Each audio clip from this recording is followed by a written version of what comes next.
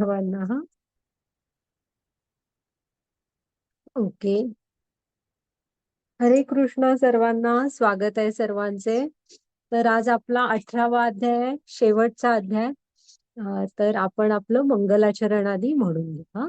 अं, ओम अज्ञानतिमिरान्धस्य ज्ञानांजन शलाकया चक्षुरुन्मीलितं येन तस्मै श्री गुरवे नमः. श्री चैतन्य मनोभीष्टं स्थापितं येन भूतले स्वयं रूप कदा मह्यं ददाति स्वपदान्तिकं. वन्देऽहं श्रीगुरो श्रीयुतपदकमलं श्रीगुरून् वैष्णवांच श्रीरूपं साग्रजातं सहगण रघुनाथान्वितं तं सजीवं साद्वैतं सावधूतं परिजनसहितं कृष्ण चैतन्य देवं श्री राधा कृष्ण पदान् सहगण ललिता श्री विशाखान्वितांच. हे कृष्ण करुणा सिंधो दीनबंधो जगतपते गोपेश गोपिका कांत राधा कांत नमोस्तुते. तप्त कांचन गौरांगी राधे वृंदावनेश्वरी वृषभानुसुते देवी प्रणमामि हरिप्रिये. नमा ओम विष्णुपदाय कृष्णपृष्ठाय भूतले श्रीमते भक्ति वेदांत स्वामी इति नामिने. नमस्ते सारस्वते देवी गौरवाणी प्रचारिणे निर्विशेष शून्यवादी पाश्चात्य देशतारिणे. जय श्री कृष्ण चैतन्य प्रभु नित्यानंद श्री अद्वैत गदाधर श्रीवासादि गौर भक्त वृंद. हरे कृष्णा कृष्ण कृष्णा हरे हरे हरे राम राम राम हरे हरे. हरे कृष्णा कृष्ण कृष्णा हरे हरे हरे राम राम राम हरे हरे. तर स्वागत आहे तुम्हा सर्वांचं. हे आपले श्री श्री राधा गोविंद यांना प्रणाम करूया, त्यांचा आशीर्वाद घेऊया. पुन्हा आपले प्रभुपाद स्वामींना प्रणाम करते. त्यांनी जर का हे गीता भागवतमचं ज्ञान सोप्या शब्दांमध्ये पूर्ण जगभरात त्याचा प्रचार प्रसार करण्यासाठी जीवन समर्पित केलं नसतं, तर आज कदाचित आपण एकमेकांच्या समोर नसलो असतो. तर प्रभुपाद स्वामींना प्रणाम करते. आपले इस्कॉन बंगलोरचे अध्यक्ष नामानिष्ठदास प्रभूजी यांनी हा अतिशय सुंदर उपक्रम सुरू केला आणि ह्या स्लाइड्स स्वतः प्रभूजींनी बनवलेल्या आहेत, ज्यामुळे हे शिकणं सोपं झालं आणि मुख्य म्हणजे आपण इंटरनेटच्या माध्यमातून जोडलो गेलो. पुन्हा आमच्या मराठीच्या पूर्ण टीमला आणि पूजा माताजींना प्रणाम करते.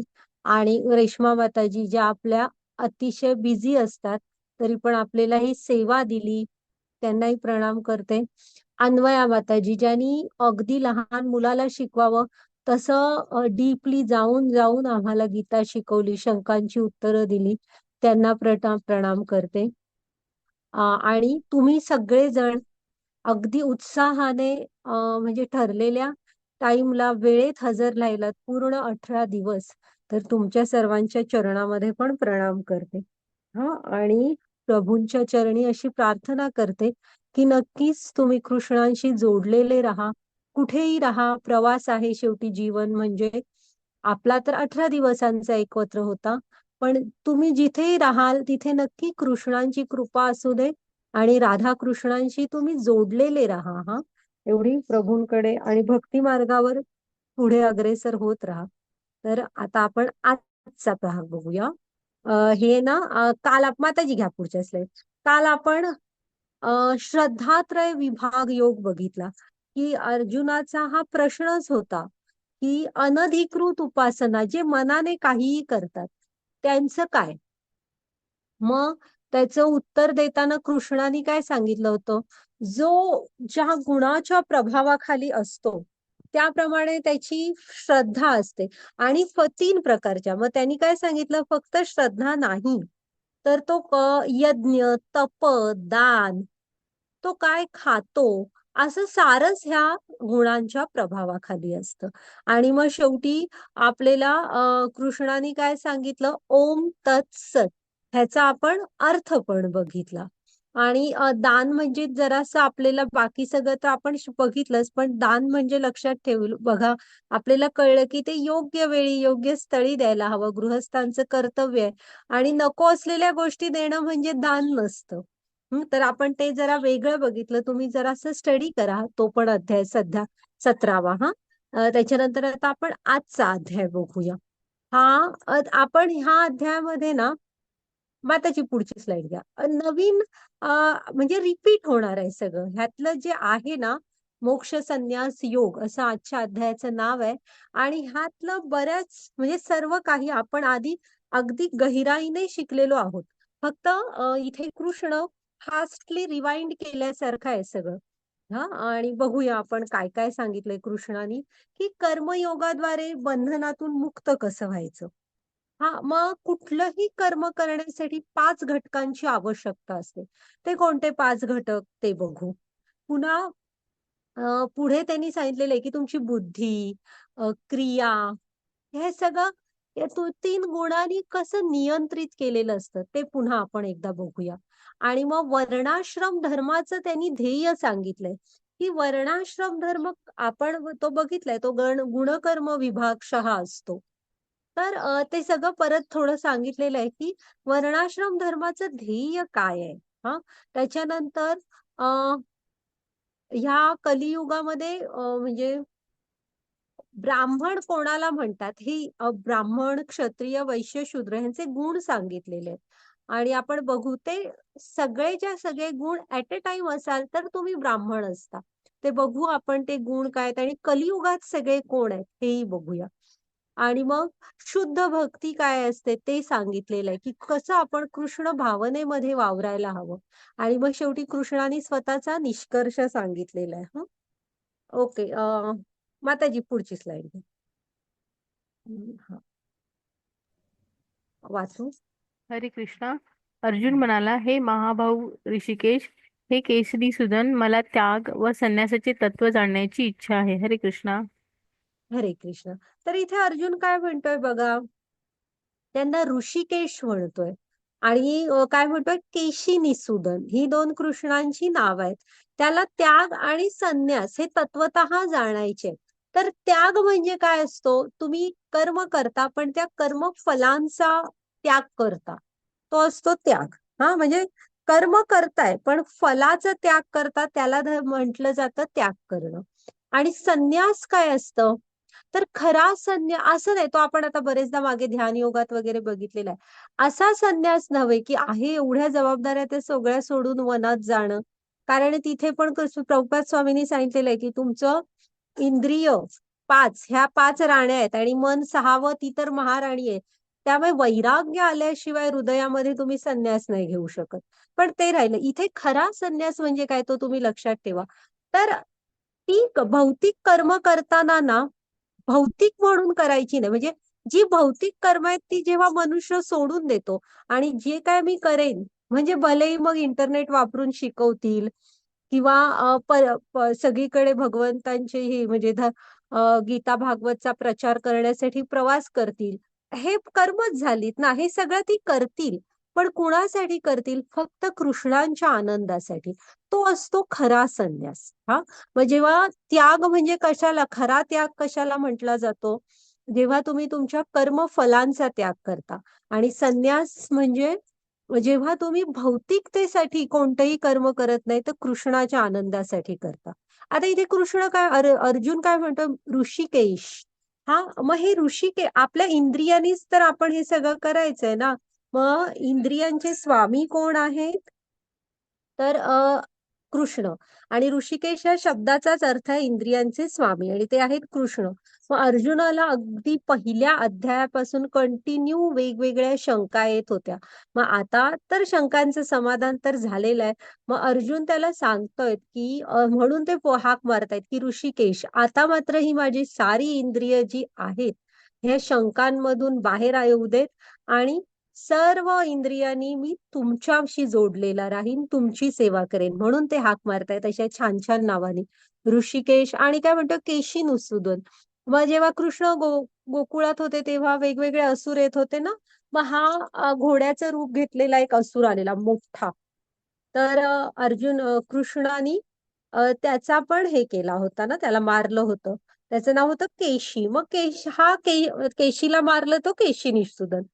तर आहे ना, आपल्याला कसं आहे, आपल्या मनात पण असे जे वेगवेगळे प्रश्न उठतात किंवा शंका कुशंका, तर आता अर्जुनाचं असं म्हणणं आहे की तुम्ही ह्या ज्या माझ्या मनात उठणाऱ्या शंका वगैरे आहेत त्या जसं त्या केशी राक्षसाला तुम्ही त्याचं पूर्ण त्याला मारून टाकलं, तसं आता माझ्या पण ह्या हृदयाला म्हणजे त्या सगळ्याला शांत करा. हे शंकांचं म्हणजे त्या ज्या उठणाऱ्या वेगवेगळे प्रश्न कुशंका त्यांना घालवून द्या.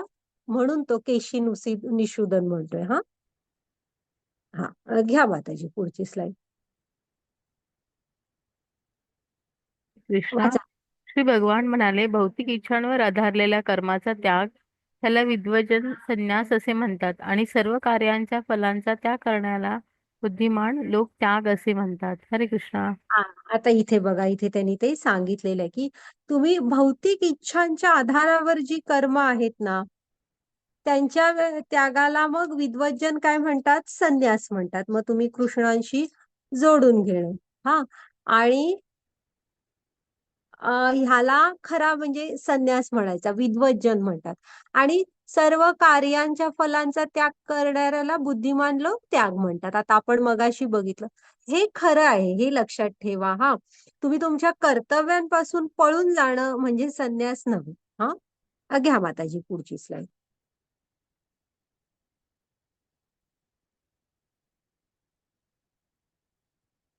श्री कृष्ण, काही विद्वजन घोषित करतात की सर्व प्रकारच्या सकाम कर्मांना दोषपूर्ण समजून त्यागले पाहिजे. परंतु इतर विचारवंतांचे असे म्हणणे आहे की यज्ञ, दान, तप अशा कर्मांचा कधीही त्याग करू नये. हरे कृष्ण.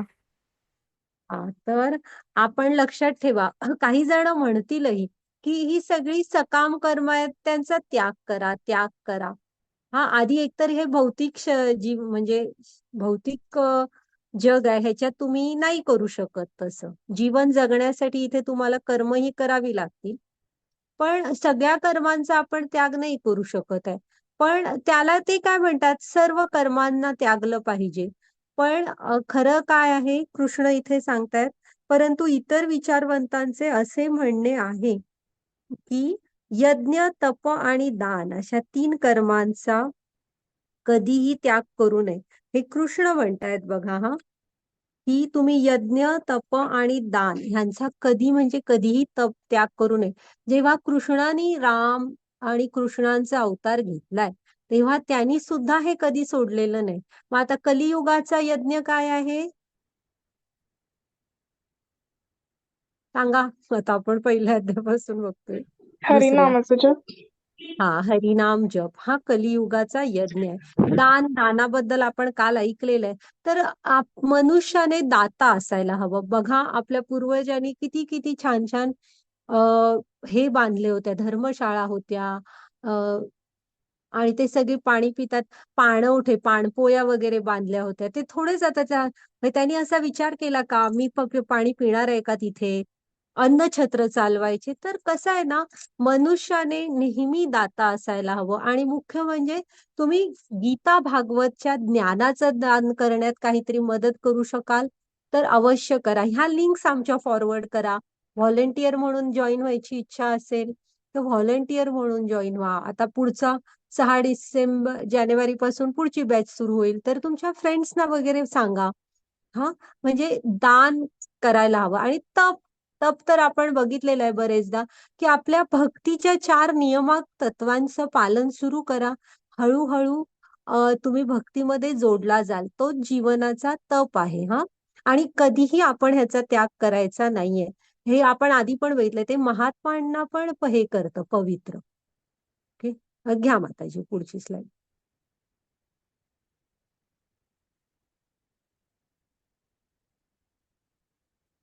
कृष्ण. यज्ञ दान तप कर्म न ताजं कार्यमेव तत्. यज्ञ दान तपश्चैव पावनानि मनीषिणाम. यज्ञ दान तप या स्वरूपाच्या कर्माचा त्याग करू नये. ती कर्मे केली पाहिजेत. यज्ञ दान ही तर महात्म्यांना देखील पवित्र करतात. हरे कृष्ण. हरे कृष्ण.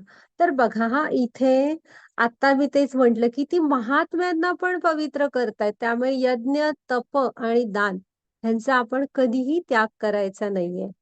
आता आणि कुठल्याही इथं एक यज्ञची व्याख्या आपण तिसऱ्या अध्यायात शिकलेलो आहे.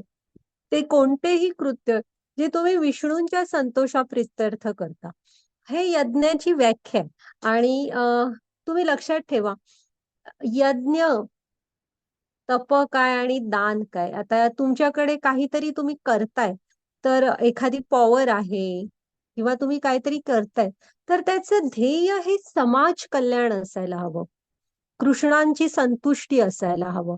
आता तेव्हा प्रल्हाद महाराजांची गोष्ट जर का तुम्ही बघाल, त्याची आत्या होती होलिका. तिला एक ताकद होती की ती अग्नीत भस्म होत नव्हती. म्हणून उठून काय केलं आणि त्याचा उपयोग तिने काय केलं, तर प्रल्हाद भावाला सुचवलं प्रल्हाद महाराजांना, मी ह्याच्यात घेऊन बसते. होळी म्हणजे अग्नीमध्ये प्रल्हाद मरेल, मी व्यवस्थित राहीन. तर अशा पण झालं उलट, प्रल्हाद राहिले व्यवस्थित आणि ती गेली जळून. मग आपण होलिका साजरी करतो. तर तुम्ही लक्षात ठेवा, तुमच्याकडे कुठलीही पॉवर असेल तर त्याचा उपयोग हा दुसऱ्यांना त्रास देण्यासाठी नाही करायचा आहे, समाजासाठी करायचा. अंतिम ध्येय आपलं समाजाचं कल्याण असायला हवं. आणि इथे आता ही दक्ष महाराजांची कथा सांगितलेली आहे. ती तुम्ही डिटेल पण ऐकू शकाल. आता आपण एवढी डिटेल नाही बघू शकत, पण दक्षाने काय केलं होतं, एक यज्ञ दाखवला होता. म्हणजे यज्ञ करायचा ठरवला होता. आणि तो यज्ञ का करायचा होता, फक्त आणि फक्त शंकरांना कमी लेखण्यासाठी. बाकी कोणतंही दुसरं ध्येय नव्हतं. हा.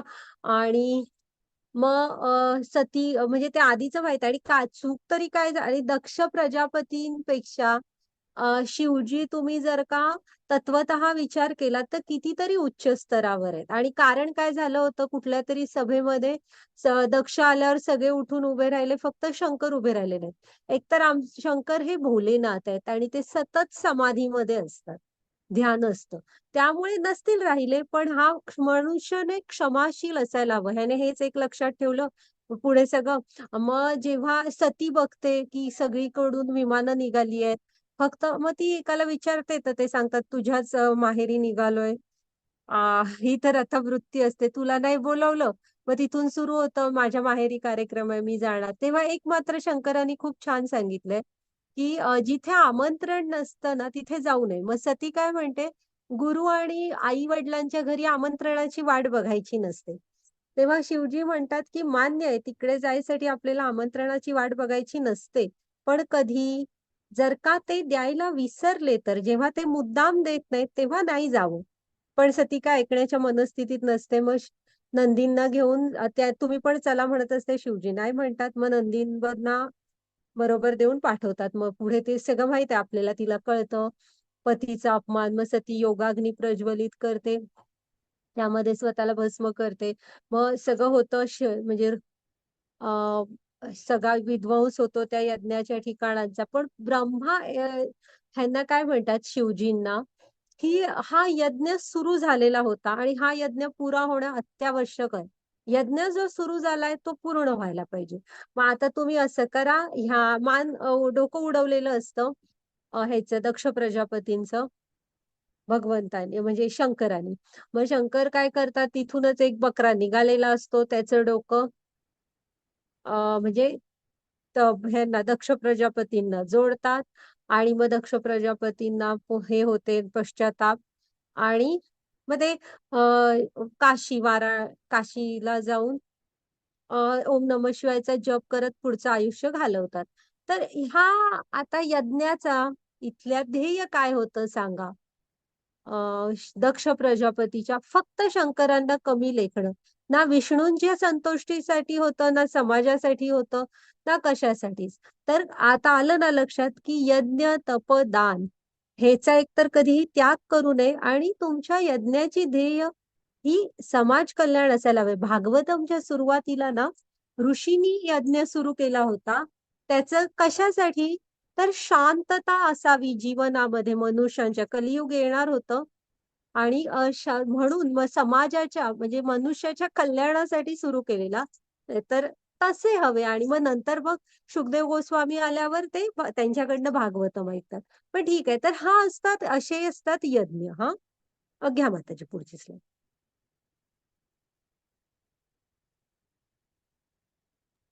हरे हरे कृष्णा. ही सर्व कर्मे कोणत्याही प्रकारची आसक्ती किंवा फलाच्या अपेक्षा विना केली पाहिजेत. हे पाच ही कर्मे कर्तव्य बुद्धीने केली पाहिजेत. हे माझे अंतिम मत आहे. हरे कृष्णा. आता कृष्णाने अंतिम मत दिलंय. ते कृष्ण आहेत, अनंत कोटी ब्रह्मांड नायक. ते काय म्हणतात, हे यज्ञ तप दान जे तुम्ही करताय हे कसं असायला हवं? कोणत्याही प्रकारच्या आसक्तीशिवाय तुम्ही जॉब करताय तर तो कृष्णाच्या आनंदासाठी वगैरे करायला हवा. त्याच्यासाठी तुम्ही हे बाजार नका म्हणतो मी इतक्या माळा करतो भगवंता ते दे, असं नाही. हा, आता ही लोक बघा कशी करतायत. आपलं कर्तव्य म्हणून आपण हे करायचंय. हा, यज्ञ तप दान वगैरे. आता हे बघा, ही एक बकरी पाण्याला फोर्स केवढा आहे बघा आणि ती त्याच्यात पडलेली. तर ते दोघं बघा तिच्या मदतीला धावून आले. हा, तर मदत करू शकतायत तर त्यांनी मदत केली. तर आपण पण असं हवं की आपण जी मदत करू शकतो ती दुसऱ्याला करायला हवी, विना कुठल्या अपेक्षेच्या. हा, घ्या माताजी पुढची स्लाईड.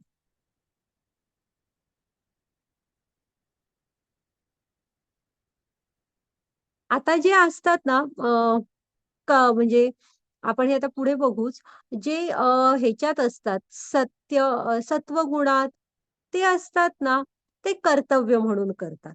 हा, जे रजोगुणात असतात ते काय करतात, एक प्रकारचं फलाशी निगडीत असतात. मग त्यांचं सगळं कालचं आपण रजोगुणातलं दान बघितलं होतं. दान करतील तर प्रसिद्धीसाठी करतील किंवा काहीतरी माझा पुढे फायदा असणार म्हणून आता दान करतो, अशा टाईपचं. म्हणजे ही जी असतात ना, ही करतात ही फेमस होण म्हणजे फळाशी निगडीत म्हणून करतात. आणि मग त्याला कृष्ण चुकीचं म्हणतात. आणि जे तमोगुणात असतात ती काय अज्ञानातच असतात, भ्रमातच असतात. त्यांचं काय सोडूनच द्या. म्हणजे दुसऱ्याला त्रास देणं हे एकमेव ध्येय असतं. हा, घ्या माताजी पुढचे. म्हणजे ती काय निदान रजोगुणी माणसं कर्मकांडांप्रमाणे काहीतरी पुण्य गोळा करायला स्वर्गात जायसाठी वगैरे तरी करतील. तमोगुणातली ते काहीच नाही, दुसऱ्याला त्रास देणं एवढं एकच ध्येय. वाचा माताजी. हरे कृष्णा. हे महाबाहो अर्जुन, वेदांत यानुसार सर्व कर्माच्या सिद्धीची पाच कारणे असतात. ही कारणे माझ्याकडून समजून घे. कर्माचे स्थान, शरीर, कर्ता, विभिन्न इंद्रिय, अनेक प्रकारचे प्रयत्न व शेवटी परमात्मा ही पाच कारणे आहेत. हरे कृष्णा. हरे कृष्ण. तर आता इथे बघा हा, कृष्ण काय सांगतायत, आपण जे कर्म करतो ना त्यासाठी ते यशस्वी पूर्ण होण्यासाठी पाच गोष्टींची आवश्यकता आहे. हा, ती पाच कारण बघा. म्हणजे हे सगळं शिकू तेव्हा आपण ना एक भ्रम असतो ना, मी आहे मी आहे, हा मिथ्या अहंकार आहे. ह्या मीच्या थोडस आपण पुढे जाऊ शकू. म्हणजे मी आहे म्हणून हे घर चाललंय, मी कमावतो म्हणून हे घर चाललंय, असं आपले ध्येय असतात, व्ह्यूज असतात. हळूहळू बदलतील बघा. हा, काय असतं, पहिल्यांदा कर्म करण्यासाठी ते स्थान लागतं. आता इथे एक कपड्याचं दुकान चालवणारी स्त्री घेतलीये, तर मग दुकान साठीची जागा पहिली झाली, स्थान हवं. मग काय लागतं,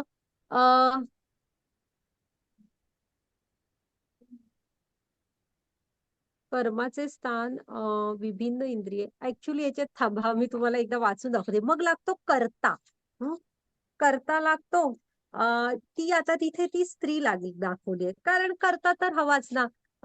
हे बघा, कर्ता, विभिन्न इंद्रिये, अनेक प्रकारचे प्रयत्न आणि सॉरी, कर्माचे स्थान, कर्ता, विभिन्न इंद्रिये, अनेक प्रकारचे प्रयत्न आणि शेवटी परमात्मा ही ती पाच कारणे होत.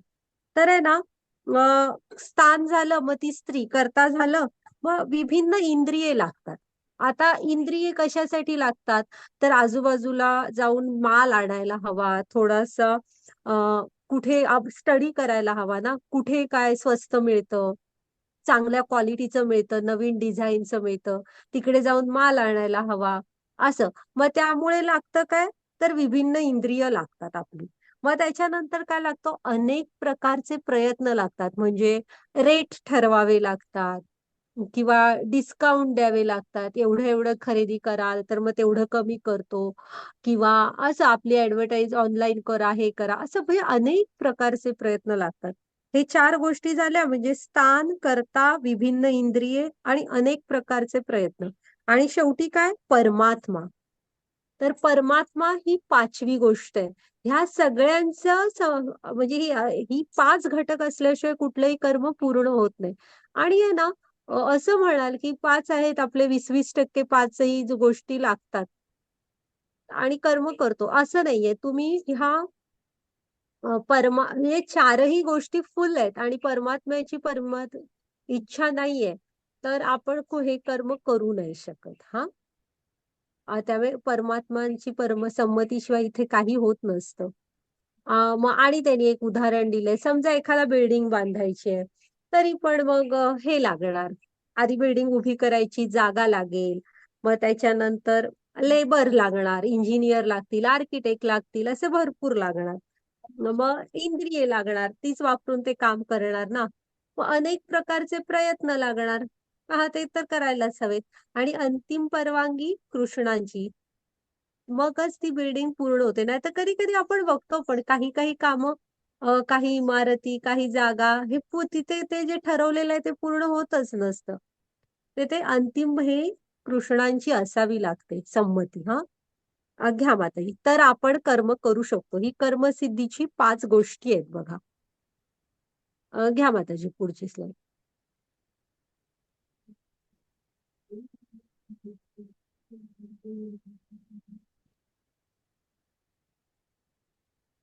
हरे कृष्ण. म्हणून या 5 कारणांचा विचार न करता ज्याला वाटते की तो एकमेव करत आहे, तो खचितच मूर्ख आहे. तो गोष्टींना यथार्थ रूपात पाहू शकत नाही.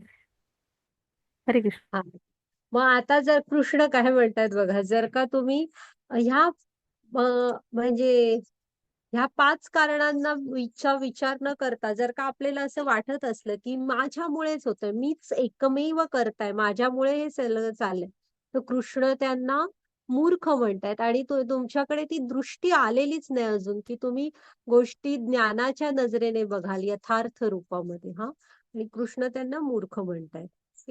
घ्या माताजी पुढची स्लाइड.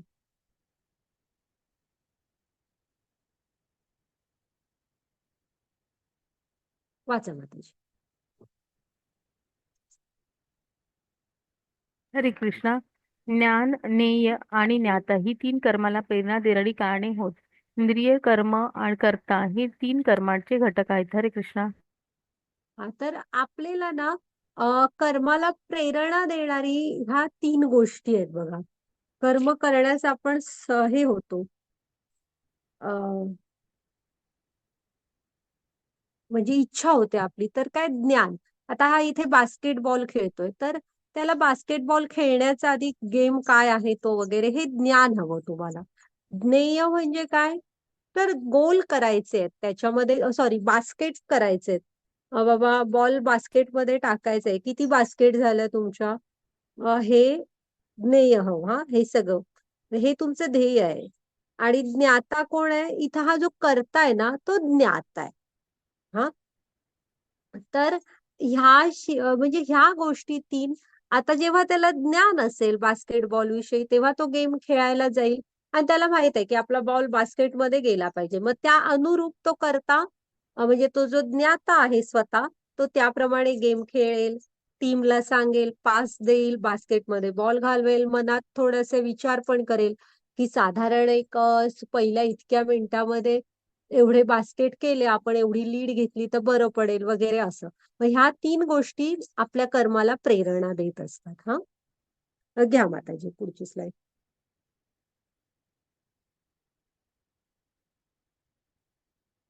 आता पुढे आपण जरा बघणार आहे, ते तुमचं तुम्ही मार्क द्या की तुम्ही कुठल्या गटात बसता. हा, घ्या माताजी पुढची स्लाइड.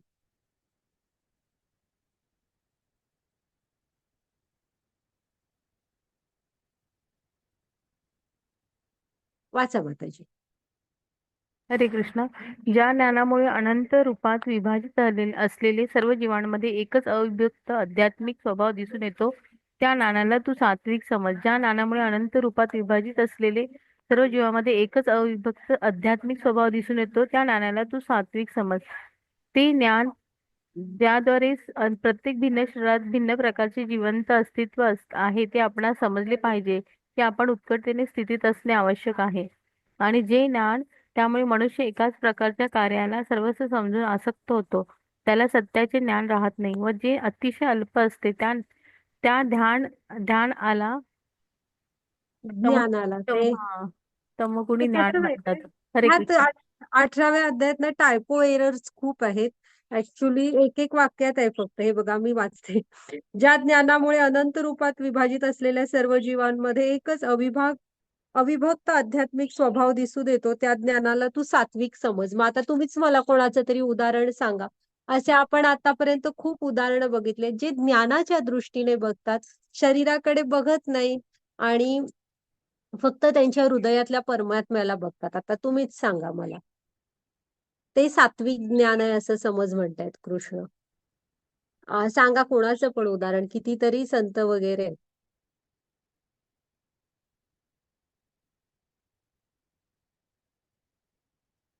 नामदेव होते, एकनाथ होते. एकनाथ नाही, तडफडत होता कुत्रा पाण्याशिवाय, तर हातात गंगाजल होतं, ते पाजवलं. नामदेव भाकरी करत होते, एक कुत्रा म्हणजे आला आणि भाकरी पळवून नेला. तर ते मागून धावत होते, थांब तू कोरडी भाकरी कशी नुसती खाणार, तूप देऊया म्हणून. तर असे ही सात्विक स्वभाव आहे हा, म्हणजे बुद्धी आहे. काय ते ज्ञान म्हणजे ते प्रत्येकाला समस्तरावर बघतात, त्यांच्या हृदयातला परमात्मा. जेव्हा आपण राजसिक ज्ञान कुठलं आहे, जो विभिन्न शरीरामध्ये विभिन्न गोष्टी, हा कुत्रा आहे, हा गाय आहे, ही गाय आहे, असं बघतात. हा भेद करतात, ती राजस ज्ञान. आणि जे अत्यल्प तुच्छ ज्ञानामुळे मनुष्य सत्य न जाणता एकाच प्रकारच्या कार्यात सर्वस्व समजून त्यावर आसक्त होतो, ते ज्ञान तमोगुणी. ही तमोगुणी म्हणजे कसे, व्यसनात वगैरे असतात, बाकी कशाचं काय पडलेलं नसतं. फक्त एकच गोष्ट, मला माझ्या व्यसन कशी पुरवता येईल, किंवा जे त्यांना जुगार वगैरे खेळत असेल ते कसं करायचं, असं बाकी कशाचं काय पडलेलंच नसतं. ते तमोगुणी. घ्या आताची पुढची स्लाइड. म्हणजे ते तमोगुणात असतात ना, ते तुम्ही लक्षात ठेवा कायम. आहार, निद्रा, भय, मैथून, ह्या ज्या 4 गोष्टी आहेत ना, हे पशु पण करतात. तेही अन्न घेत मिळवतात, खातात, झोपतात, मुलं जन्माला घालतात, वाढवतात व्यवस्थित. आणि भितात, म्हणजे त्यांना पण जीवाची भीती असते, भावभावना असतात. त्यामुळे ह्या 4 गोष्टी पशुही करतात, आपल्यापेक्षा पण एवढेच व्यवस्थित तेही करतात. मग आपण थोडे वेगळे आहोत ना, तर त्यामुळे ते लक्षात ठेवायचं. हे तमोगुणी असतात, ते द्विपद पशु असल्यासारखेच असतात साधारण. घ्या माताजी पुढची स्लाइड.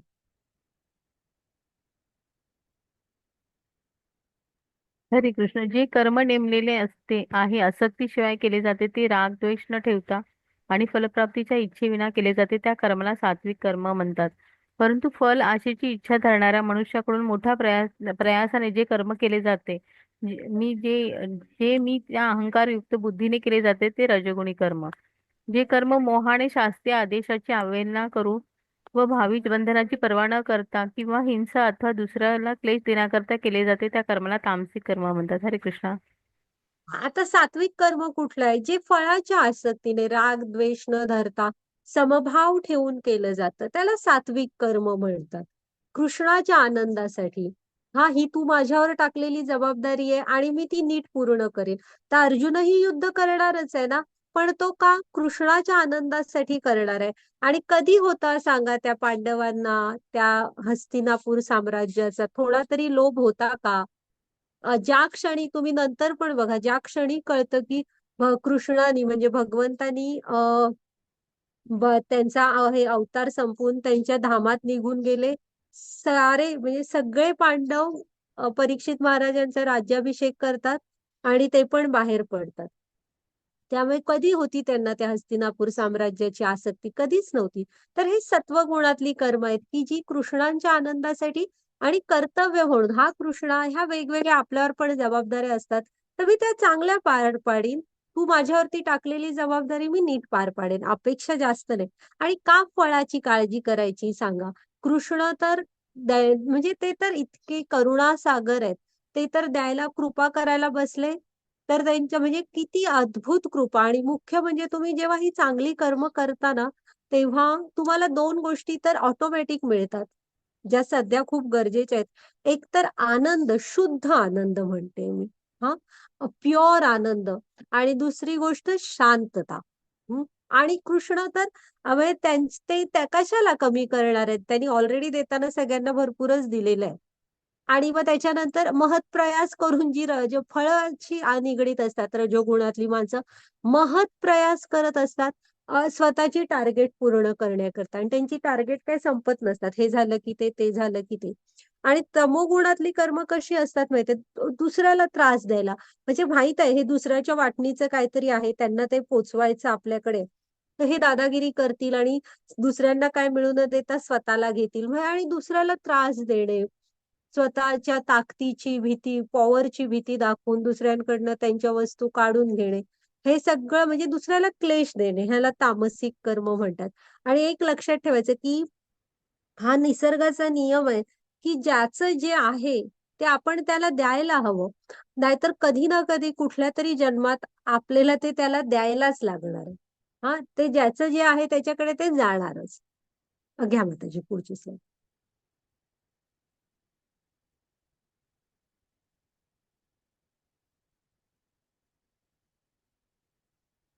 हरे कृष्णा.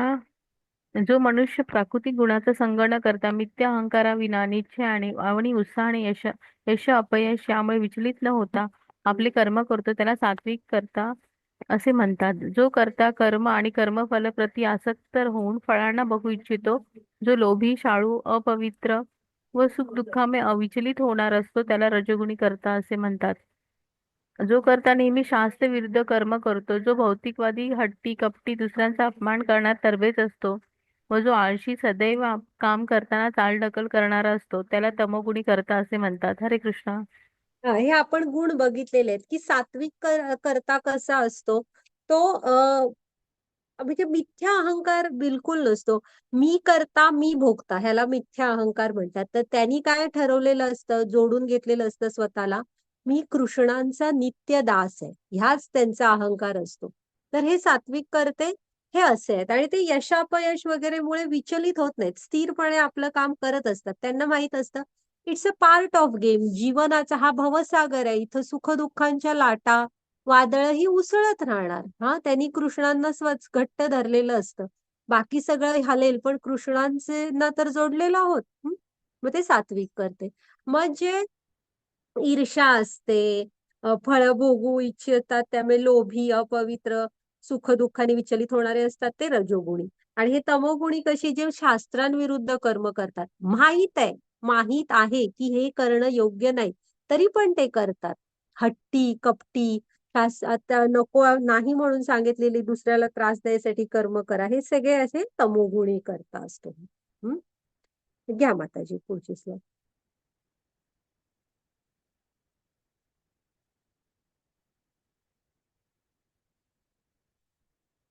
पुढची स्लाईड घ्या माताजी. हरे कृष्णा.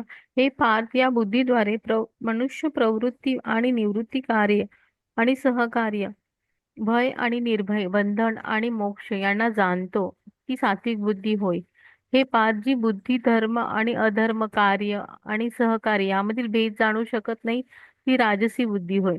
भ्रम आणि अंधकाराच्या प्रभावामुळे जी बद्ध धर्माला धर्म आणि धर्माला धर्म समजते आणि सदैव विपरीत मार्गाने कार्य करते ती बुद्धी म्हणजे तामसिक बुद्धी आहे. हरे कृष्णा.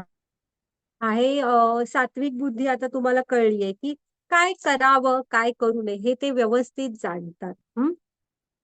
आणि ते भय, निर्भय म्हणजे भीती ह्याच्या पुढे गेलेले असतात.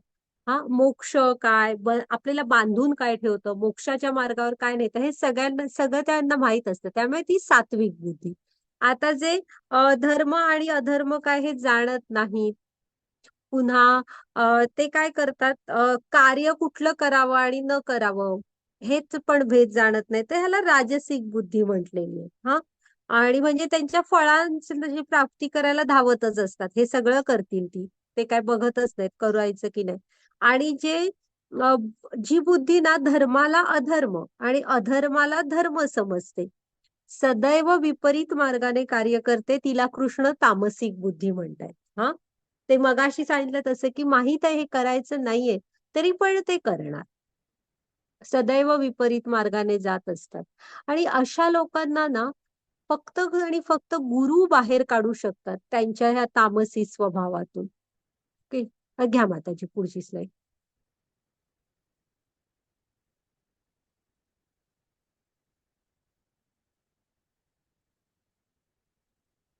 हरे कृष्णा. अशा रीतीने जो मन, प्राण आणि इंद्रियांच्या क्रियांना संयमित करतो तो निश्चय म्हणजे सात्विक निश्चय होय. परंतु हे अर्जुन, या निर्धाराने मनुष्य धर्म, अर्थ आणि काम यांच्या फळांना सतत असतो तो निश्चय राजसिक होय. हे पार, जी धृती, स्वप्न, भय, शोक, विषाद आणि मोहाच्या पलीकडे जाऊ शकत नाही, ती दुर्बुद्धी पूर्ण वृत्ती म्हणजे तामसी वृत्ती होय. हरे कृष्णा. तर आता इथे निश्चय, धृती म्हणजे निर्धार, निश्चय. हा, तर इथे बघा, हा जो थांबा, यातलं वाचून दाखवते. जो आहे ना, म्हणजे योगाभ्यासाद्वारे, योग म्हणजे काय, कृष्णांशी जोडलं जाणं तुम्ही, तर त्याने कृत्य सात्विक जे हे असते ना, निश्चय तो चांगल्या ह्याच्यासाठी, फक्त कशासाठी, त्यांनी मन, प्राण, इंद्रियांच्या क्रियांना त्यांनी हे केलेलं असतं संयमित. त्यांचं ध्येय काय असतं, कृष्ण, हे त्यांचं ध्येय असतं, तर त्यामुळे त्याला सात्विक निश्चय म्हणायचा. हा, जो मनुष्य अम, आ, धर्म, अर्थ, काम यांच्या फळावर आसक्त असतो ना, तो राजसिक. हं? आणि जो निश्चय कसा आहे, तर भय, शोक, विषाद, मोह ह्याच्या पलीकडे ती विचार नाही करू शकत, तो निश्चय म्हणजे तामसी निश्चय, त्यातच अडकून पडलेली असतात ती. घ्या त्याची पुढची स्लाइड.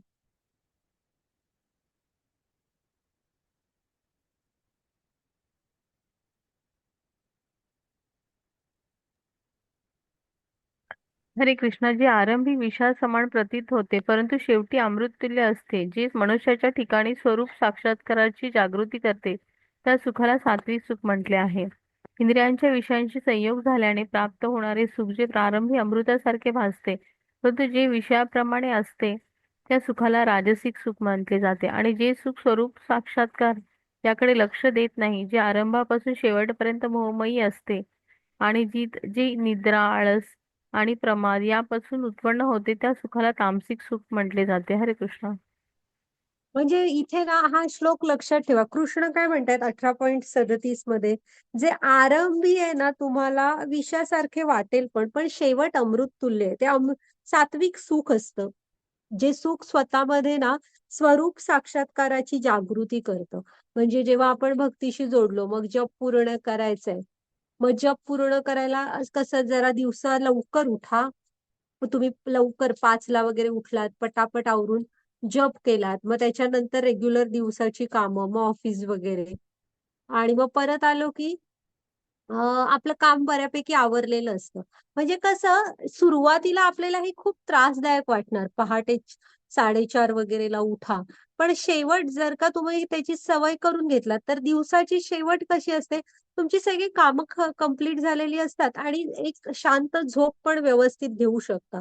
त्यामुळे हे जे आहेत ना, ही पहिल्यांदा विषासमान वाटली, तरी शेवटी ती अमृतासारखी आहे. आता ही जी राजसिक सुख आहेत ना, ती कशी, ह्यांना आता खाण्याचं बघा, ह्यांचं ते चटक-मटकदार, खारट, आंबट चवीचं आणि भरपूर तसलं खाल्लं की पित्त होणार. ते सुरुवातीला खूप छान वाटतंय जिभेला, पोषण तर शरीराला काय देणार नाही, आजारच देणार. मग शेवट काय झाला, विषासारखा झाला. पुन्हा फळं पण तसंच, तुम्ही धावताय, मग शरीराची हानी होते, कोण समाजात मित्र नाहीयेत मला वगैरे, नंतर रडत बसायचं. आणि आता हे तामसीमध्ये काय म्हणतायत बघा, की राजसिक सुख काय म्हणतात, पहिल्यांदा वाटेल पण अमृतासारखं, पण शेवट विषासारखा असतो. आणि तामसीमध्ये कसं आहे, ती स्वरूप साक्षात्काराकडे लक्ष देतच नाहीत. म्हणजे मी कोण आहे वगैरे असं काहीच नाही, कृष्णांशी जोडलं बिडलं. ती सुरुवातीपासून शेवटपर्यंत नुसती मोहामध्ये असतात, म्हणजे अज्ञानातच असतात ती. त्यामुळे त्यांचं सुख म्हणजे काय, आळस, निद्रा, प्रमाद यापासून निर्माण ज्या गोष्टी होतात तेच त्यांना सुख असतं. त्या सुखाला ते तामसिक म्हणतायत कृष्ण. हम्म. घ्या माताजी पुढची स्लाइड.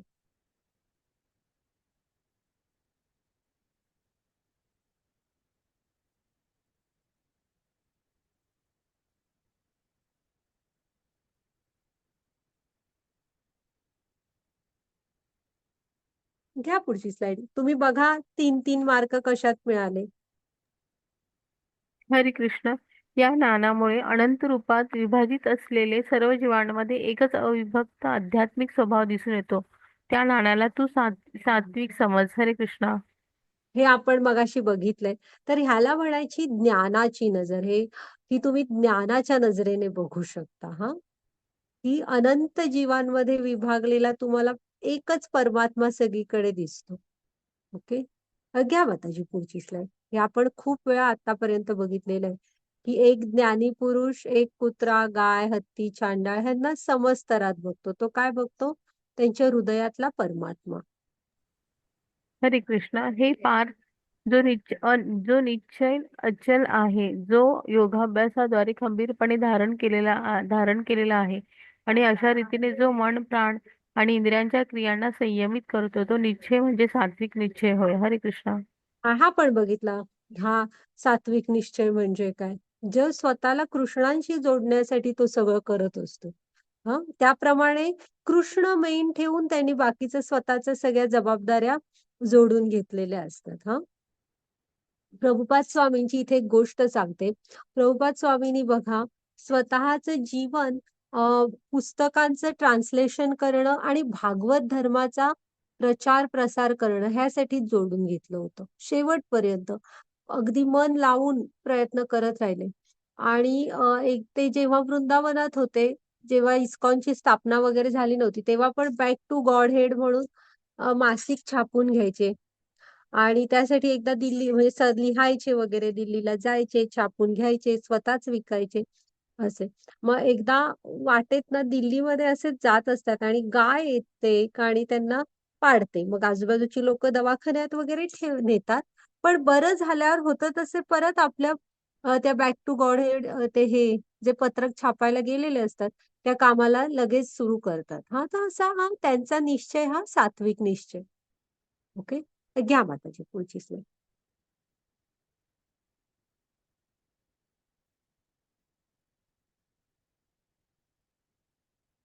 आणि ना प्रभुपाद स्वामींचं तुम्ही वाचाल चरित्र तर त्यांचा टाइम सगळा ठरलेला होता. पहिल्यांदा मॉर्निंग वॉक, मग माणसांना भेटायचं, हे सगळं अगदी टाइम टू टाइम करायचे ते व्यवस्थित.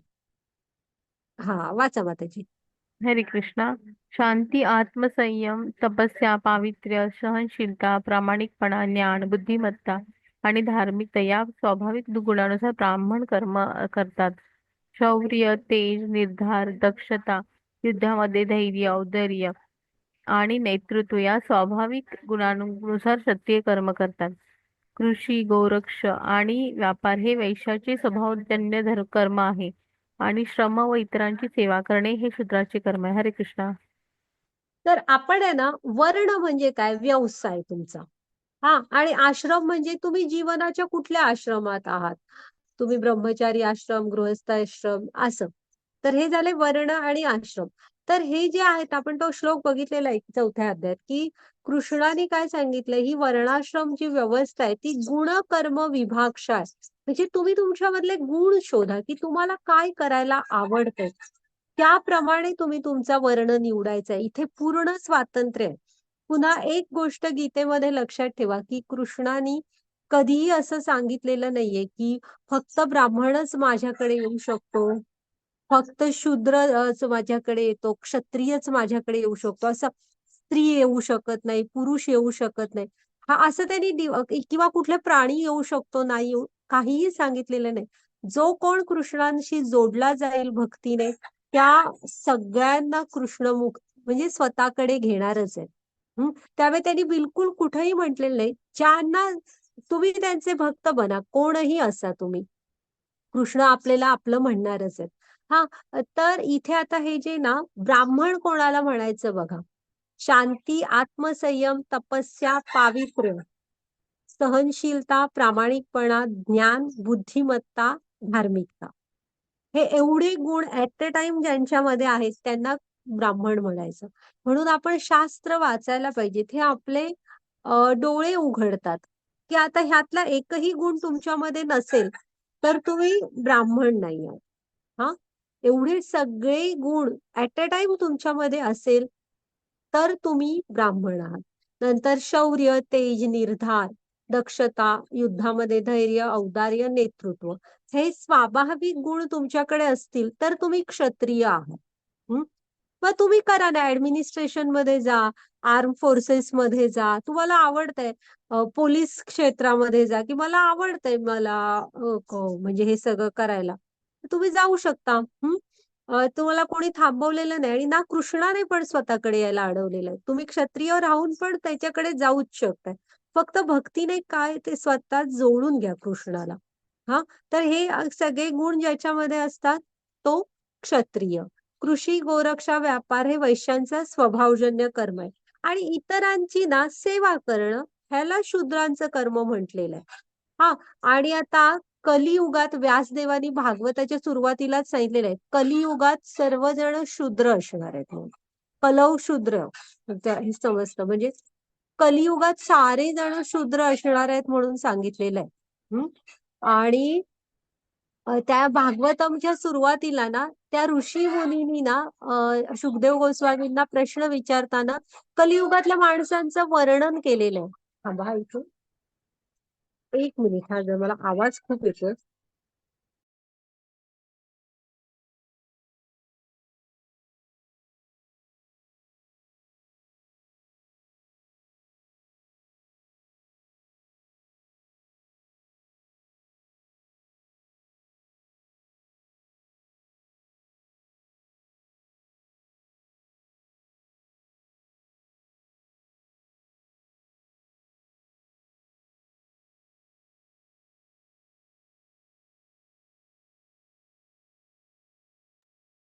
ओके, तर आहे ना त्या ऋषी मुनींनी ना जे प्रश्न विचारलेले आहेत ना त्याच्यात कलियुगातल्या मनुष्याचं वर्णन केलेलं आहे. त्यामध्ये कलियुगातल्या बुद्धी बघा तुम्ही की त्याला बुद्धी, आयुष्य कमी असणार आहे असं. म्हणजे कलियुगात सगळेच शूद्र आहेत. हा, घ्या माताजी पुढची स्लाइड. आणि मुख्य म्हणजे तुम्ही हा आहे बघा, हा तो की सर्व जीवांचा उद्गम आणि सर्वव्यापी असणाऱ्या भगवंतांची पूजा करून मनुष्य आपल्या स्वकर्माद्वारे सिद्धी प्राप्त करू शकतो. म्हणजे कसं आहे, हे आहे वर्णाश्रम पद्धतीचं ध्येय. हे आहे बघा की तुम्हाला आता बघा तुम्हाला जे आवडतंय आणि मुख्य म्हणजे ना वर्णाश्रम कृष्णाने कुठेही सांगितलेलं नाही की तुम्ही तुमचा वर्ण हा जन्मानुसार ठरवा. गुण शोधा तुमच्यामधले आणि गुणांप्रमाणे सिलेक्ट करा म्हणून सांगितलंय. आणि ह्या वर्णाश्रम पद्धतीचं ध्येय काय आहे, तर तुम्ही जेव्हा तुम्हाला आवडतंय ते क्षेत्रात जाताय, मग ते काम तुम्ही आनंदाने करताय आणि तुमचा काम भरभर होतं, बऱ्यापैकी कमी स्ट्रगल होऊन, त्यावेळी तुम्हाला थोडी वेळ वगैरे मिळतो, शांतता, आनंद मिळतो.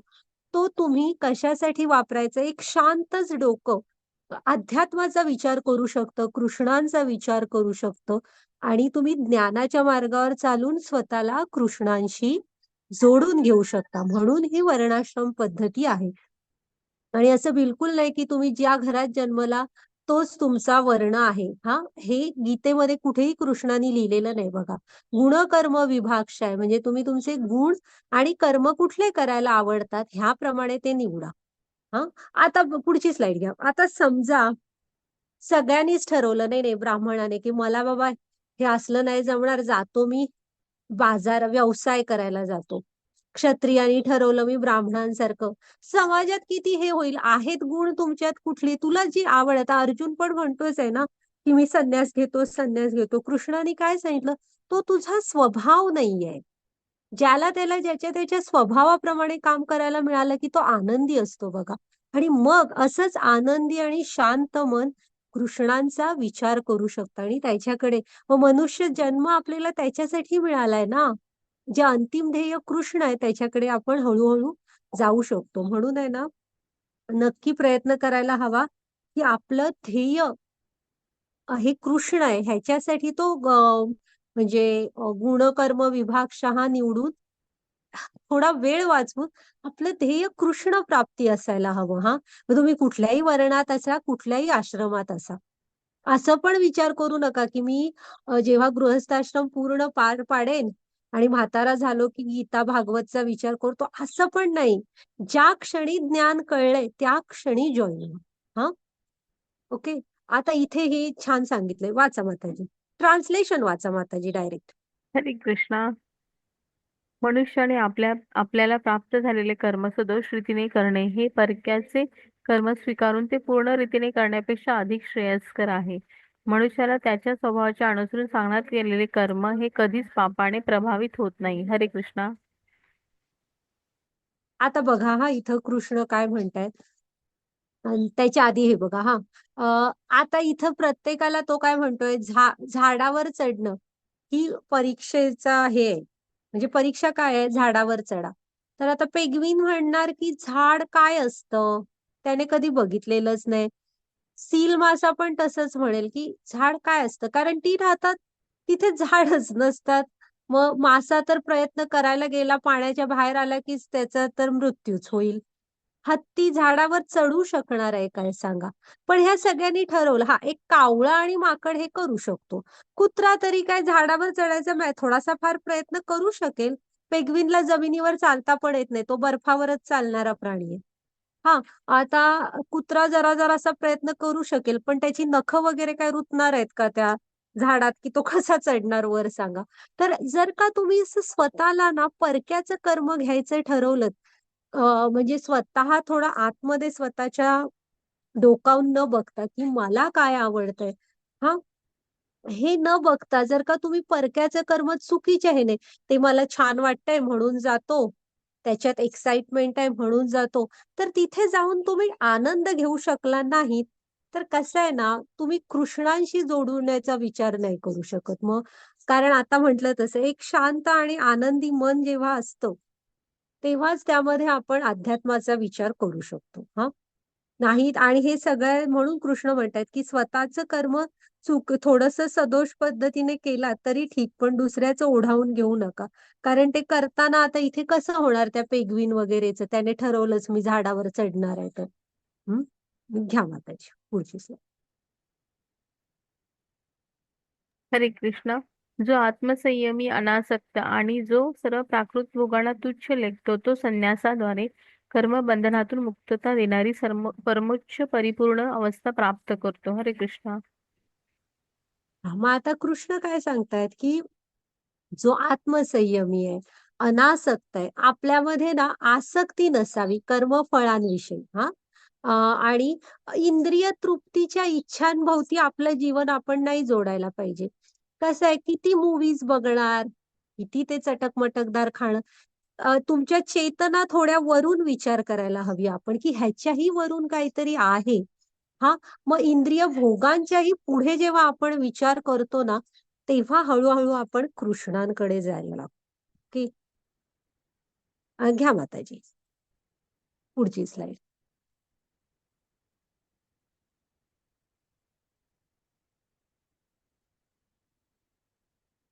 हरे कृष्ण. आपल्या बुद्धीद्वारे पूर्णपणे शुद्ध होऊन आणि निश्चयाने मनोनिग्रह करून इंद्रिय तृप्तीच्या विषयांचा त्याग करून आसक्ती आणि द्वेष यातून मुक्त होऊन जो एकांत स्थळी राहतो, जो मित आहार करतो, आपली काया वाचा आणि मन संयमित करतो, जो सदैव समाधिस्थ आणि अनासक्त असतो, जो मिथ्या अहंकार, मिथ्या बल, गर्व, काम, क्रोध आणि भौतिक गोष्टींचा स्वीकार इत्यादी गोष्टींपासून मुक्त असतो, ममत्व रहित आणि शांत असतो, तो मनुष्य आत्मसाक्षात्काराच्या स्तरावर निश्चितच प्रगत होतो. हरे कृष्णा. हे इथे ना कृष्णाने गुण सांगितलेले आहेत बघा. आणि हे जे गुण आहेत ना, हे जसे तुम्ही जप कराल, गुरूंकडे जाल, गुरूंच्या मार्गदर्शनाखाली तुमची वाटचाल सुरू होईल ना, भक्तांचा संग कराल, कानानी जरा ऐकायला सुरू कराल चांगलं गीता, भागवतम ह्या विषय, तर हळू, हळू, हळू बघा हे जे अनर्थ असतात ना आपल्यामध्ये, ईर्ष्या वगैरे अशा गोष्टी, ह्या आपल्यापासून कधी दूर गेल्या आपल्यालाच कळणार नाही. हं. आणि असा मनुष्य मग हे जेव्हा निघून जातं सगळं हृदयातून, तेव्हा आपण आत्मसाक्षात्कार काय म्हणजे काय असतं? मी कोण आहे आणि कृष्ण कोण आहेत आणि आपला आणि त्यांचा काय संबंध आहे? ह्या स्तरावर जातो ना जेव्हा ते म्हणजे आपण जेव्हा हळूहळू हे करायला सुरू करतो जप वगैरे, तेव्हा हळूहळू आपण ह्या मार्गावर पुढे जात असतो. त्यासाठी थोडासा आपण गुरूंचा आश्रय घ्यायला हवा, भक्तांचा संग करायला हवा. हं? घ्या माताजी पुढची slide. हरे कृष्णा. मनुष्य मला माझ्या पुरुषोत्तम भगवान या यथार्थ स्वरूपात केवळ भक्तीद्वारे जाणू शकतो. अशा भक्तीद्वारे मनुष्य जेव्हा माझ्या भावनेने पूर्णपणे युक्त होतो, तेव्हा तो भगवत धामात प्रवेश करू शकतो. हरे कृष्णा. मग आता आपल्याला जर का भगवंतांकडे जायचंय तर कृष्ण काय सांगतायत? केवळ भक्तीद्वारे. हा, म्हणून जेव्हा तुम्हाला जुळला गेलाय, तुम्ही कृष्णांविषयी ऐकले, तेव्हापासून जोडून घ्या तुम्ही त्यांच्याशी. हा, हळूहळू जेव्हा कृष्ण भावनेने युक्त होतो, तेव्हा आपण कृष्णांकडे जाण्यास पात्र पण होतो. हा, घ्या माताजी पूजा. आणि त्याला एकच कृष्णांची भक्ती म्हणून सांगितलंय, भक्तीद्वारे. आणि भक्ती म्हणजे काय? कृष्णांची दिव्य प्रेममय सेवा. तर आपण कृष्णांना कुठल्याही प्रकारे, नवविधा भक्तीतलं काहीही घ्या, तुम्हाला जो मार्ग आवडतो, आणि कृष्णांची भक्तीने जोडून घ्या स्वतःला आणि त्यांच्याशी एखादं नातं जोडा. ते मी सांगितलं तसं छोटा भाऊ, मोठा भाऊ, गुरु, आई वडील, मित्र, तर काहीतरी नातं जोडा त्यांच्याशी. हा, वाचा माताजी. हरे कृष्ण. माझा शुद्ध भक्त जरी सर्व प्रकारची कर्मे करीत असला, तरी माझ्या आश्रयाखाली माझ्या कृपेने त्याला शाश्वत आणि अविनाशी धामाची प्राप्ती होते. हरे कृष्ण. आता कृष्ण काय सांगतायत बघा, की आपण त्यांचा भक्त ना, भक्ताने सगळ्या प्रकारची कर्म केली तरी सुद्धा त्याला त्या बंधन, त्याला एकतर ती फळांना नको असतात, त्याने त्या फळांचा त्याग केलेला असतो. आणि तो करतच कशासाठी असतो? कृष्णांच्या शुद्ध भक्त जो असतो, तो कर्म करत कशासाठी असतो? कृष्णांसाठी. त्यामुळे ना त्याला त्याची बंधनं लागत नाहीत आणि तो त्याला अविनाशी कृष्णांच्या शाश्वत धामाची प्राप्ती होते. आताच बघितलं आपण प्रभुपाद स्वामींचं. हा, मग त्यामुळे प्रभुपाद स्वामींचं खरं तर आपल्यावर पण खूप हे, ते हे ज्ञान जे त्यांनी शिकवलं ते जीवनात आल्यामुळे आपल्या जीवनात पण किती बदल झाला, पॉझिटिव्ह बदल. हा, किती किती अनंत उपकार आहेत बघा ह्या संतांचे आपल्यावर. घ्या माताजी पुढचे. आणि नक्कीच त्यांना त्या शाश्वत अविनाशी धामाची प्राप्ती होते, म्हणजे व्हायला हवी. किती जीवन पूर्ण खर्च करतात बघा ते, किती त्रास सहन करतात. जेव्हा आपण यांची चरित्र अभ्यासतो, वाचतो, तेव्हा कळतं. घ्या माताजी. आपल्याला जरा सुद्धा अनकम्फर्टेबल काय झालं की सुरू होतो आपला त्रागा त्रागा. घ्या माताजी पुढची स्लाइड. कृष्ण. जर तू माझ्या भावनेने युक्त झालास, तर माझ्या कृपेने तू बद्ध जीवनातील सर्व संकटे पार करशील. तथापि जर तू अशा भावनेने हे कर्म न करता व अहंकाराने माझे न ऐकत कर्म केलेस, तर नाश पावशील. हरे मग कृष्ण. आता कृष्ण इथे आपल्याला सांगतायत बघा की काय होणार जर का आपण कृष्ण भावना भावित झालो आणि कृष्ण जे सांगतायत तसे वागत गेलो, तर ह्या बद्ध जीवनातली संकट कृष्णांच्या आधाराने पार करू. नाही तर काय, मीच करता मीच भोगता ह्या भावनेत राहून तुम्ही काम करत असाल, तर मग मग तुम्ही भौतिकामध्येच अडकून पडणार. तोच 84 लाखचा फेरा पुन्हा पुन्हा पुन्हा. घ्या माताजी पुढची स्लाइड. म्हणजे जर का आपल्याला ऐकायचं नाहीच आहे कृष्णांचं, तर काय हेही सांगितलंय. हरे कृष्ण. हे अर्जुना, परमेश्वर प्रत्येक जीवांच्या हृदयात स्थित आहे आणि जो सर्व जीवांचे ब्रह्मांड निर्देशित करीत आहे, ते सर्व जीव मायेने बनवलेल्या मंत्रावर आरूढ आहेत. हरे कृष्णा. आता जर का इथे कृष्ण सगळ्या जीवांचं भ्रमण निर्देशित करतायत की नाही, तर मग जर का आपण पण आपल्या जीवनाला ना अ, कृष्णांशी जोडून घेतलं. हा आपण जीवात्मा आहोत. एकदा जर का त्यांच्या हातात हात दिला, तर कृष्ण आपल्या पण जीवनाचं भ्रमण चांगलं निर्देशित करतील बघा म्हणजे जे त्यांच्याकडे जाऊन पोहोचू, असं आपोआपच आपल्या जीवनात ते घडवून आणतील. कारण ते सगळ्याच जीवांचं भ्रमण निर्देशित करतायत. तर आपलं नक्कीच त्यांच्याकडे जाण्याचं भ्रमण निर्देशित करतील. आपण जर का त्यांना जोडून घेतलो तर. हं? घ्या माताजी पुढची स्लाईड.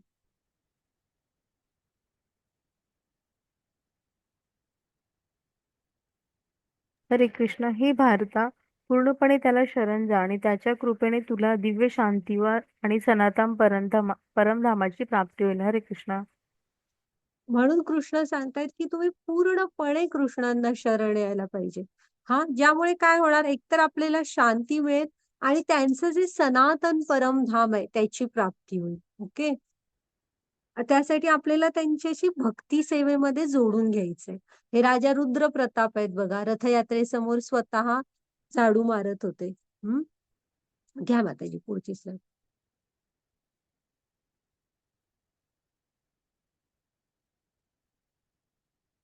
हरे कृष्ण. याप्रमाणे मी तुला अत्याधिक गुह्य ज्ञान सांगितले आहे. याचा पूर्णपणे विचार कर आणि तुझ्या इच्छेस जे येईल ते कर. हरे कृष्ण. आहे बघा, एवढं सगळं सांगितलंय, एवढी काळजी आहे आपली त्यांना. हा तरी ते कसे आहेत बघा. अत्याधिक गुह्य ज्ञान सांगितलंय, सतत धोके सांगितलेत आणि म्हणून तू माझ्याकडे ये असं किती समजावून सांगितलंय. तरी पण पुन्हा ते कसली सक्ती नाही करत आहेत. ज्याचे त्याचे हाती आहे कर्तव्याचे माप. हं? ते काय सांगतायत की तुझ्या जे सांगायचंय ते सगळं माझं सांगून झालेलं आहे. आता तुझ्या इच्छेस जे येईल ते तू कर म्हणून सांगतायत. हं? तर एखाद्या रिलेशनशिप मध्ये, नात्यात कुठलंही नातं असू दे, आपण पण असं हे द्यायला हवं, सक्ती नाही करायला हवी. हे सगळं सांगून आता तुझी जी मर्जी आहे ते बघा. हा घ्या माताजी पुढची स्लाईड.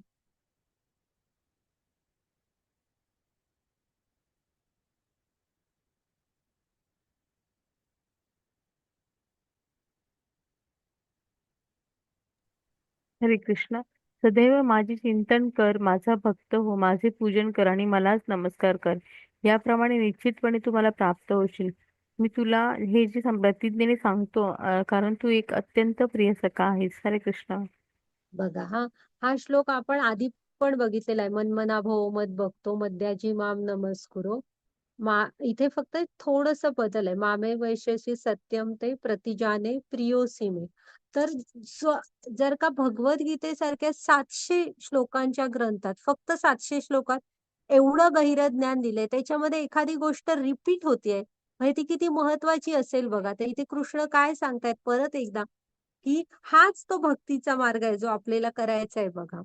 की सदैव माझे चिंतन कर, माझा भक्त हो, माझे पूजन कर, मलाच नमस्कार कर. यामुळे तू मला निश्चितपणे प्राप्त होशील, करशील. हा आणि ते कृष्ण काय सांगतायत, मी तुला हे प्रतिज्ञेने सांगतो. कारण तू माझा अत्यंत प्रिय सखा आहेस. कृष्ण प्रतिज्ञा घेतात म्हणजे ते किती सत्य आहे बघा. आणि त्यांना आपली किती काळजी आहे. ओके. पाठ करा, तोही करा, हाही श्लोक पाठ करा आणि हाच आपल्या जीवनाचा ध्येय ठेवा. घ्या माताजी पुढची स्लाईड.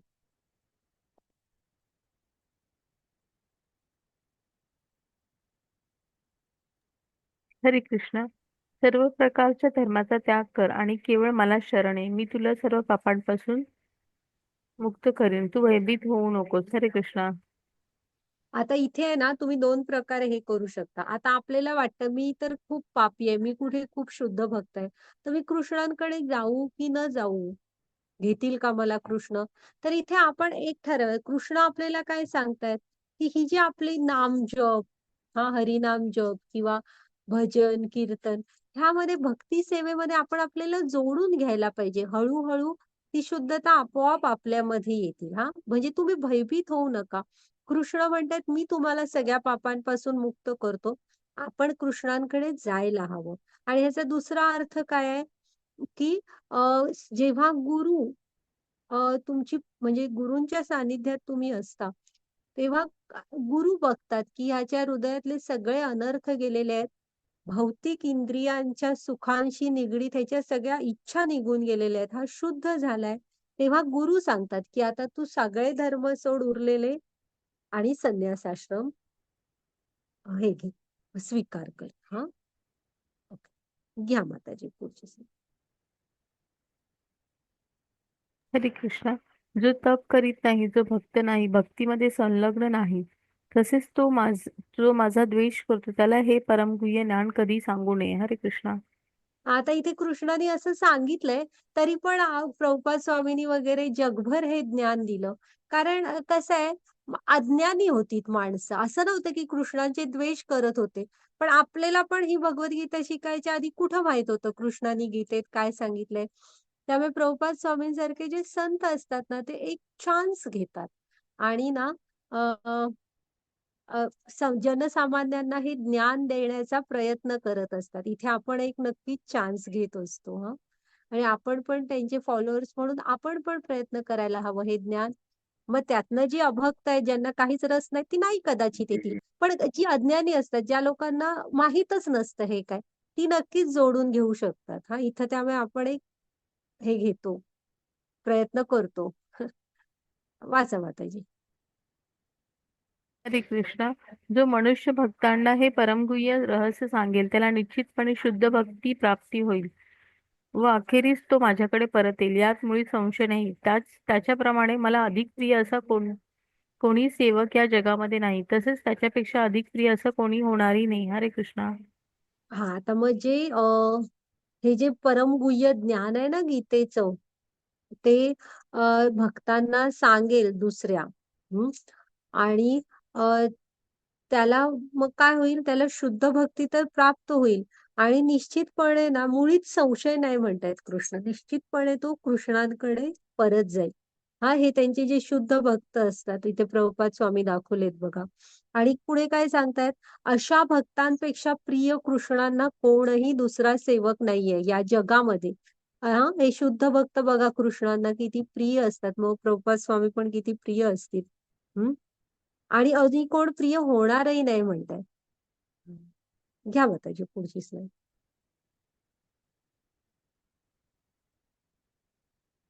हरे कृष्ण. आणि मी घोषित करतो की जो कोणी आपल्या या पवित्र संवादाचे अध्ययन करतो, तो आपल्या बुद्धीद्वारे माझे पूजन करतो. हरे कृष्णा. हरे कृष्ण. तर आता इथे घोषित करतायत बघा, की आपल्या पवित्र संवादाचे जो अध्ययन करतो, तो म्हणजे आपण सुद्धा इथे जी केली थोडासा आपल्या बुद्धीने थोडाफार प्रयत्न केला, हा आपल्या बुद्धीद्वारे कृष्ण त्यांची पूजाच मानून घेतात. मग किती गोड आहेत बघा ते स्वभावाने. हे जे आपण छोटासा प्रयत्न करतोय लहान मुलांसारखा, त्याला पण कृष्ण बुद्धीद्वारे केलेली पूजाच मानून घेतायत. हं. घ्या माताजी पुढची स्लाईड.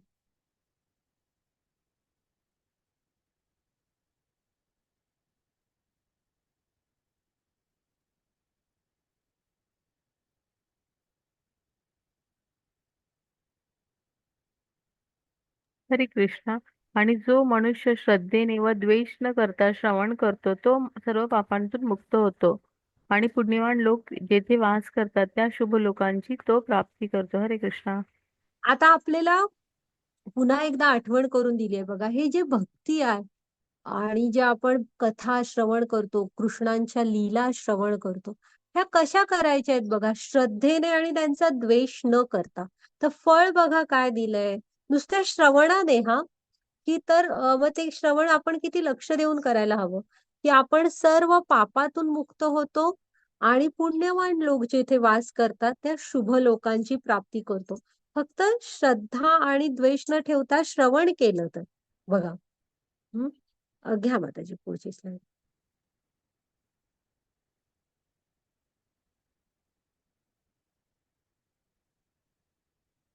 श्री कृष्ण. अर्जुन म्हणाला, हे कृष्ण, हे अच्युत, माझा मोह आता नष्ट झाला आहे. तुमच्या कृपेने मला आता माझी स्मृती पुन्हा प्राप्त झाली आहे. मी आता दृढ आणि संशयमुक्त झालो आहे आणि तुमच्या आज्ञेनुसार मी कर्म करण्यास तयार आहे. हरे कृष्णा.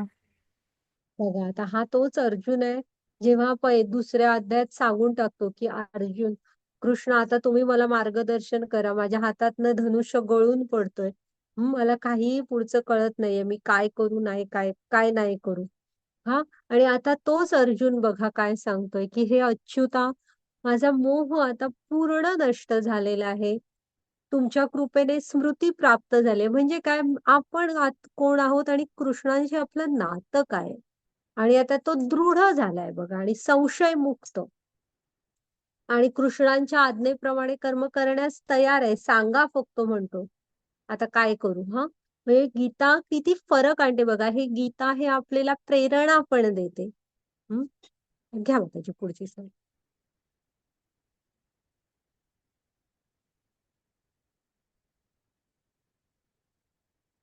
हरे कृष्णा. संजय म्हणाला, याप्रमाणे श्रीकृष्ण आणि अर्जुन या दोन महात्म्यांचा संवाद मी ऐकलाय. हा संवाद अत्यंत अद्भुत आणि रोमांचकारी आहे. व्यासदेवाच्या कृपेने हे परमगुह्य ज्ञान योगेश्वर श्रीकृष्ण अर्जुनाला सांगत असता साक्षात त्यांच्याकडून मी ऐकले आहे. हे राजन, श्रीकृष्ण आणि अर्जुन यांच्या या अद्भुत पवित्र संवादाचे वारंवार स्मरण होऊन मला प्रतिक्षण पुन्हा पुन्हा हर्ष होत आहे. हरे कृष्णा. बघा, हे संजयाचं मत आहे. किती स्पष्ट सांगतोय बघा की हा संवाद कसा आहे, अत्यंत अद्भुत आणि रोमांचकारी आहे.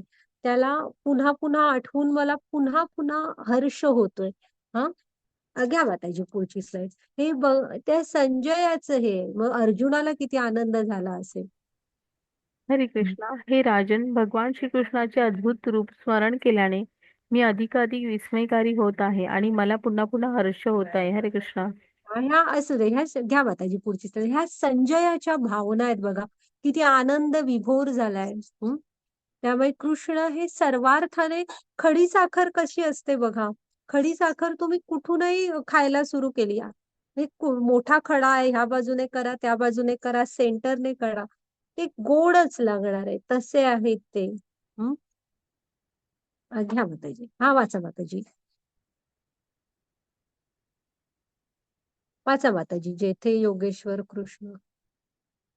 हरे कृष्णा. जेथे योगेश्वर कृष्ण आणि महान धनुर्धर अर्जुन आहेत, तेथे निश्चितच ऐश्वर्य, विजय, असामान्य सामर्थ्य आणि नीती आहे. ते माझे मत आहे. बघा, की इथं तर डिक्लेअर केल्यासारखं केलंय संजयाने. तरी पण धृतराष्ट्राला काही फरक पडला नाही, कारण त्याचं नावच आहे धृत. म्हणजे तो धृत म्हणजे कसा, आंधळा, राज्यासाठी आंधळा झालाय, त्याचं नावच तसं आहे. हा, त्याला फरक पडला नाही. नाही तर इथे त्याने डिक्लेअर केलंय बघा की संजयाने, की जिथे कृष्ण योग योगेश्वर आहे कृष्ण, आणि जिथे महान धनुर्धर अर्जुन आहे, तेथे निश्चितच ऐश्वर्य, विजय आणि असामान्य सामर्थ्य, पुन्हा नीती, म्हणजे सगळं सगळं तिथेच आहे. हा, आणि हे माझं मत आहे म्हणून तो सांगतोय बघा. हा, युद्धाच्या आधीच डिक्लेअर केलं ना त्याने. घ्या माताजी पुढची slide. तर झाला आपला आजचा अध्याय पूर्ण, आणि इथे आपली गीता पण पूर्ण झाली. तुम्ही मला गीता जेव्हा आपण पठण करतो, वाचतो, पूर्ण करतो ना, तेव्हा हे म्हणायला हवं तुम्ही, गीता महात्म्य. तुम्ही युट्यूबवर वगैरे ऐका. हा, गीता महात्म्य मला येत नाही. नक्की आज ऐका, युट्यूबवर आहे गीता महात्म्य म्हणून टाईप केल्यावर 8 श्लोकांचे छोटे ऐका ते. आणि कर्मयोगातून, बंधनातून मुक्तता कशी कर्मयोगाद्वारे ते बघितलं.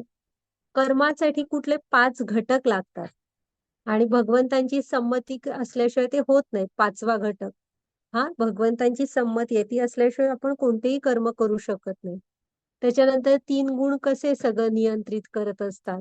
मग वर्णाश्रम धर्माचं आपण ध्येय बघितलेलं आहे, की तो का आहे, की तुम्ही तुम्हाला आवडतं ते कर्म जेव्हा करता व्यवस्थित, हा, तेव्हा तुम्हाला थोडासा वेळ आणि शांत मन मिळतं, ज्यामुळे तुम्ही कृष्णांचा विचार करा. आणि ते खरं ध्येय आहे कृष्ण. मग त्याच्यानंतर ब्राह्मण, क्षत्रिय, वैश्य, शूद्र यांचे गुण बघितले. शुद्ध भक्ती बघितली, की कसे कृष्ण भावनेत वावरणं गरजेचं आहे. आणि ह्याचा संजयाचा निष्कर्ष पण बघितला. तर इथे आपली गीता पूर्ण झालेली आहे.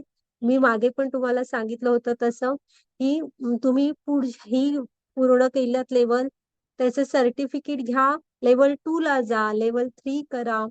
आणि पण भरपूर क्लासेस आहेत आपले ऑनलाईन, ते जॉईन करा. मंदिरांमध्ये जा, भक्तांचा संग करा. हा, आणि कुठेही जा, कसेही प्रयत्न करा आणि कृष्णांशी जोडलेले राहा. आम्ही तुम्हाला एका समुद्राच्या शेजारी आणून सोडलेलं आहे. आता ह्या भक्तीच्या समुद्रामध्ये उतरा आणि आपण आपले आपले नवीन नवीन मोती शोधा. आता ह्या 18 दिवसामध्ये म्हणजे 9 अध्याय शिकवले ह्यावेळेस. तर थोड्याफार त्रुटी राहिल्या असणार आहेत. त्या माझ्या स्वीकार करते. त्याकडे दुर्लक्ष करा आणि काही जर का चांगलं मिळालं तर ते घ्या आणि नक्कीच भक्ती मार्गामध्ये प्रगती करा हा. आणि पुन्हा एकदा रेश्मा माताजींचे म्हणजे माताजी खूप मन लावून सगळं करतात. त्या ऍडमिन आहेत. तुम्हाला काय हे झाली म्हणजे प्रॉब्लेम आला, शंका असली, माताजींना विचारा. माताजी नक्की पाठवतील सगळं. हा. तर जी काय केली सेवा ती कृष्णांच्या राधेच्या चरणी अर्पण करते.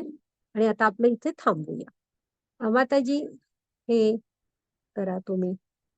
हा. हे गीत म्हणजे रेकॉर्डिंग स्टॉप केला तरी चालेल. हरे कृष्णा सर्वांना.